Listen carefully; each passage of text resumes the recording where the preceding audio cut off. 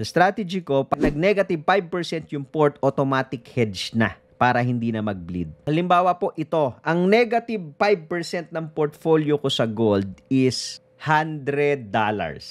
So pag ito, nag-negative $100, wala na akong isip-isip. Mag-hedge ba ako or no? No, hindi na. The market already decided for me. Kasi yun yung plan ko. Then I will assess again kung ano na, aakyat na ba, bababa na ba. Kasi most likely, kaya ito nag-bleed, kung magbi-bleed man to ng $100, mali yung trend na pinasok ko.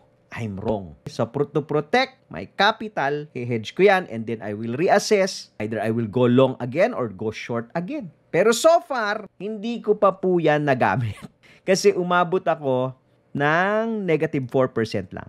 Muntik-muntika na ready na ako. So, kailangan, pag pumasok kayo dito sa trading na napakagulong mundo, may strategy kayo. May sistema kayong ginagamit. Tingnan nyo, kahit si Tipay, naiipit. Yung robot natin, naiipit. Normal po yun. Ang problema, okay, kung hindi mo alam kung paano mo ilalabas yung ipit mo, kung wala kang plano. Ang problema, kung hindi mo alam kung paano mag-position size, baka mamaya, yung sobrang dami ng entry nyo, ilang pips lang ng gold, negative 5 ka na eh. So, kailangan binabalansi ho yan. Kung gusto nyo tumagal sa laro na to. Follow for more Tito Moves.